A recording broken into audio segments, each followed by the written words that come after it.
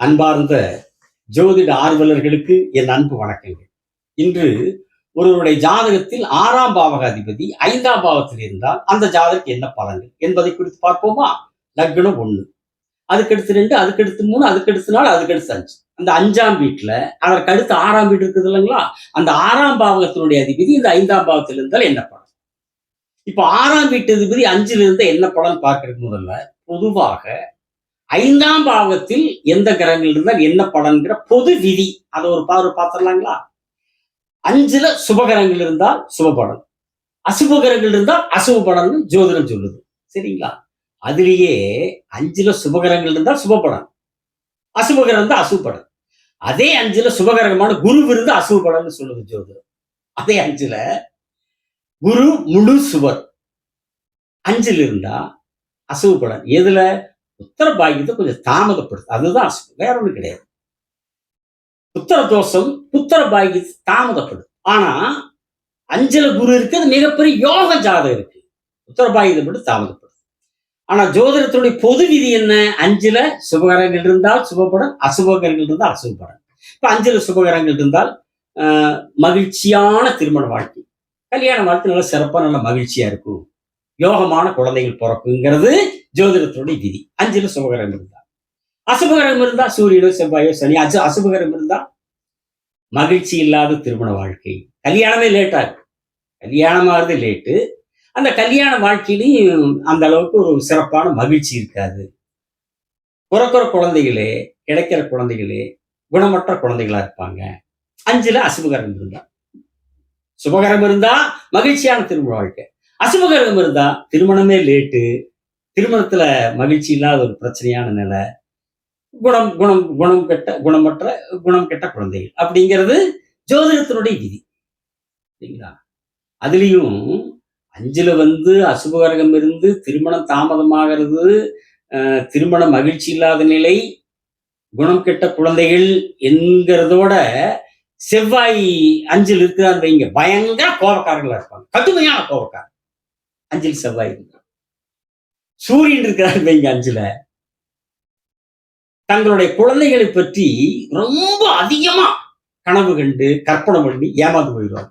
தங்களுடைய நிலைகளுக்கு, தங்களுடைய பொருளாதார நிலை, குடும்ப அமைப்பு, சமூக அமைப்பு, இந்த அமைப்புகளுக்கெல்லாம் மிக, அதாவது அதீத கற்பனை, அதீத கனவு தங்களுடைய குழந்தைகள் மேல 5ல் சூரியன் இருக்கும்போது அப்படி நினைச்சு.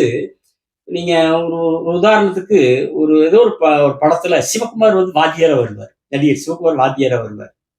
அவர் இந்த தாழ்த்தப்பட்ட மக்கள் வாழக்கூடிய, சேரி மக்கள் வாழக்கூடிய பகுதியினுடைய குழந்தைகளை எல்லாம் படிக்க வைக்கிற ஒரு வாத்தியார் கேரக்டர்.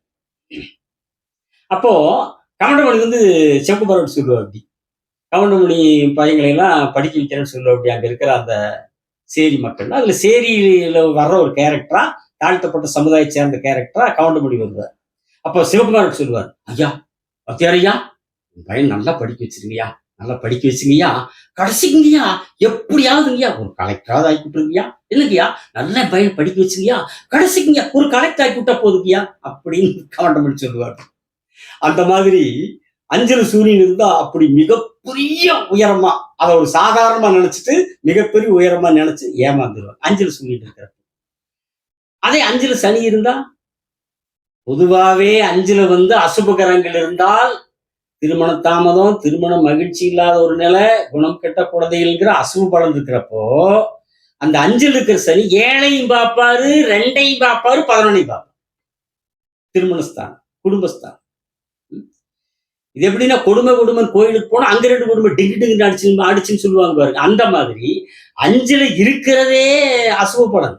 இதுல 7ஐ பார்த்து திருமணத்தை மிக அதிகப்படியான தாமதம் பண்ணி, குடும்பம் அமைகிறது தாமதம் பண்ணி, அது 5ல் சனி இருக்கிறதே தாமத திருப்பணம், அசுபகிரகங்கள் பொதுவாகவே தாமத திருமணம், குடும்ப பிரச்சனைனா அங்க 7ஆம் இடத்தையும் சனி பார்த்து 7ஐயும் கெடுத்து 2ஐயும் கெடுத்து, அந்த திருமண வாழ்க்கைங்கிறதே காலமெல்லாம் கடுமையான போராட்ட வாழ்க்கையா, துன்பம் நிறைந்த வாழ்க்கையா, பிரச்சனை உள்ள வாழ்க்கையா.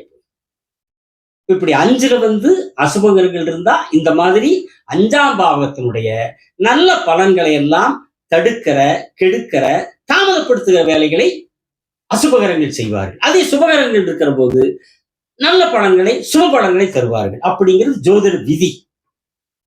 அதுல குரு வந்து 5ல் இருந்தா காரகர் காரகத்திலே இருக்கிறது காரகோபாவனாஸ்தி அடிப்படையில புத்திர தாமதம் இல்லைங்களா? இது பொதுவான ஜோதிட விதி. அதே நேரத்துல இந்த எல்லா கிரகங்களுமே ஒவ்வொரு ஜாதகத்துல 6ஆம் அதிபதி ஆவாங்க இல்லைங்களா? அப்படி 6ஆம் அதிபதியாய் 5ல் இருக்கிற போது அது குருவில் இருந்து சனி பகவான் வரை எல்லா கிரகங்களுமே சுப கிரகங்கள் அசுப கிரகங்கள் வேறுபாடு இல்லாமல் 5ஆம் பாவத்தினுடைய நல்ல பலன்களை தடுப்பார்கள், கெடுப்பார்கள், தாமதப்படுத்துவார்கள். இதுதான் ஜோதிடத்தில் இருக்கிற விந்தையான விதிகள். சரிங்களா? அதே 7 கிரகங்கள் 7 வகைய பலன் ஒவ்வொரு இடத்துக்கு தகுந்த மாதிரி, ஆதிபத்தியத்துக்கு தகுந்த மாதிரி, அமைப்புக்கு தகுந்த மாதிரி பலன்கள் மாறுபட்டு கொண்டே இருக்கிறது இல்லைங்களா? அப்ப 6ஆம் அதிபதி 5ல் இருக்கிற போது சுபகிரகங்களும் திருமணத்தை தோஷத்தை கொடுக்கும், அசுப கிரகங்களும் தோஷத்தை கொடுக்கும்.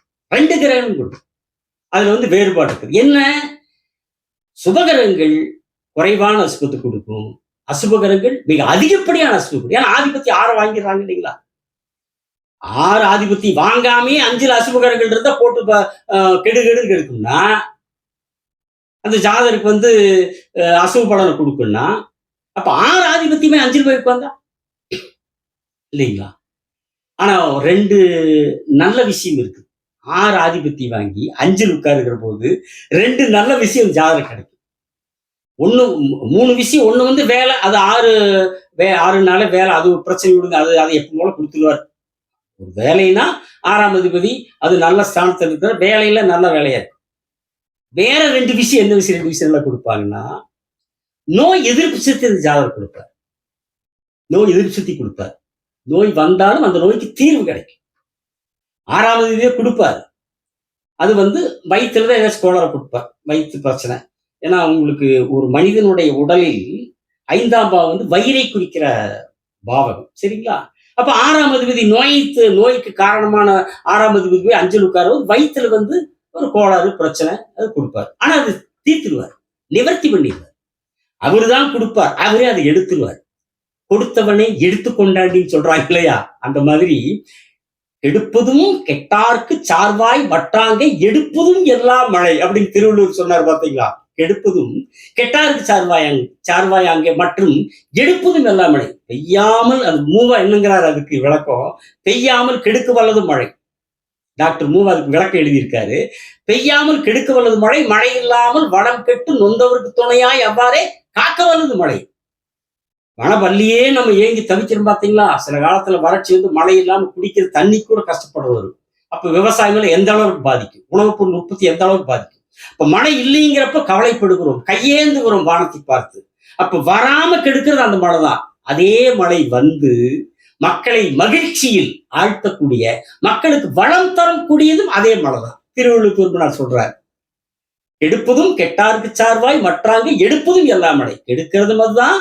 அதே மழை வந்து எல்லோருக்கும் மகிழ்ச்சி கொடுப்பதும் மழைதான், வளத்தை தருவதும் மழைதான்ங்கிறார். அந்த மாதிரி இந்த 6ஆம் அதிபதி 5ல் உட்கார்ந்து வயிற்றுல நோயை கொடுக்கறதும் அந்த 6ஆம் அதிபதி தான். அதே 6ஆம் அதிபதி அந்த நோயை கெடுத்துட்டுருவார், நோயை எடுத்துட்டுருவார், நிவர்த்தி செய்வார். நோய் எதிர்ப்பு சக்தி அந்த ஜாதகருக்கு இயற்கையாகவே அமைந்துவிடும். 6ஆவது 5ல் இருந்தா இயற்கையாகவே அந்த ஜாதகருக்கு நோய் எதிர்ப்பு சக்தி அதிகமா இருக்கு.